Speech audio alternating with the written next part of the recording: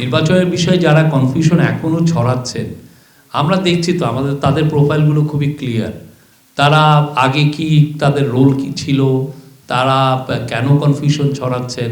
নির্বাচনের 37 দিন বাকি আছে, আমরা মনে করি আমরা খুবই ভালোভাবে প্রিপেয়ার্ড আছি। আরও এর মধ্যে আপনারা জানেন যে আমি বলবো যে আমাদের security forces, police, military, BGB, তাদের এখন কনফিডেন্স লেভেল আরও একটু বেটার অবস্থায় আছে। কারণ আপনারা জানেন তারা পরপর তিনটা বড় ইভেন্ট, বাংলাদেশের ইতিহাসে এত বড় ইভেন্ট হয়নি। শরীফ ওসমান হাদির জানাজা, তারেক রহমানের দেশে ফিরে আসা এবং সেই উপলক্ষে একটা বড় তার একটা অ্যারাইভালের দিন একটা বড় পলিটিক্যাল একটা গ্যাদারিং, এবং আপনার বেগম খালেদা জিয়ার জানাজা, এটা বাংলাদেশের ইতিহাসে এত বড় ইভেন্ট কিন্তু হয়নি। আপনি যদি in terms of people's presence দেখেন, ক্রাউড নাম্বার দেখেন, এত বড় ইভেন্ট বাংলাদেশে হয়নি। তো মেবি যখন জেনারেল জিয়া, প্রেসিডেন্ট জিয়া মারা গিয়েছিলেন, তার জানাজা আমরা শুনেছি যে অনেক বড় হয়েছে, তখন আমরা ওই ফিগারটা আমাদের কাছে নাই। বাট এই তিনটা ইভেন্ট পুলিশ, সিকিউরিটি ফোর্সেস খুব সুচারুভাবে অর্গানাইজ করেছেন। সেই জন্য আমি বলছি যে আমাদের আরও কনফিডেন্সটা আর একটু বেটার। হোম মিনিস্ট্রির তরফ থেকে আমাদেরকে বলা হয়েছে যে ইলেকশন কমিশনের জন্য যে প্রস্তুতি, সেটা খুব পূর্ণদমে চলছে।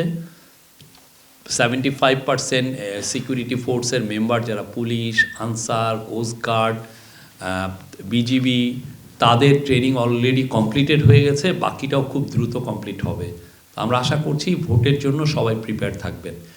একই সাথে সিসিটিভি এবং বডি অন ক্যামেরা, সেটাও বিষয়েও ট্রেনিংগুলো চলছে। এগুলোও খুব আশা করা হচ্ছে যে 31 জানুয়ারির মধ্যে এটা শেষ হবে। এর ফলে যেটা হবে যে আমরা প্রত্যেকটা একটা, এছাড়া হোম মিনিস্ট্রি নিজে একটা অ্যাপ ডেভেলপ করছে, যাতে বাংলাদেশের যে কোনো জায়গায়, যে কোনো প্লেসে যদি কোনো ধরনের ভোটিংয়ের ক্ষেত্রে কোনো ডিসরাপশন হয়, কোনো ভায়োলেন্স হয়, সেটা যেন ইমিডিয়েটলি সেন্ট্রালি এটা জানা যায় যে কোনো জায়গাতে। ফলে যে কোনো সিকিউরিটি ফোর্সেস আরও যদি মোবিলাইজ করার প্রয়োজন হয়, সেই কাজটা করা যাবে।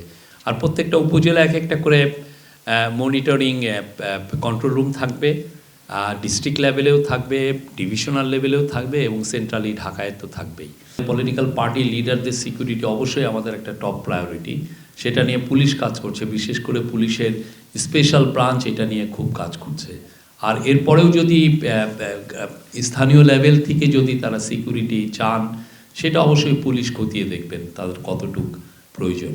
আজকে ধর্ম মন্ত্রণালয়ের সাথে চিফ অ্যাডভাইজার একটা মিটিং ছিল। এগেন এটাও নির্বাচনকে সামনে রেখেই নির্বাচনের প্রস্তুতি, বিশেষ করে গণভোটের বিষয়ে যাতে আমাদের ইমামদেরকে উদ্বুদ্ধ করা যায়, তারা যাতে তাদের বাংলাদেশির তাদের যারা শুক্রবারে তারা যে খুতবা পড়েন, সেই সময় বা অন্যান্য সময় যাতে জনগণকে উদ্বুদ্ধ করতে পারেন গণভোটের বিষয়ে, গণভোটের গুরুত্বর বিষয়ে, হ্যাঁ, হা ভোটের বিষয়ে।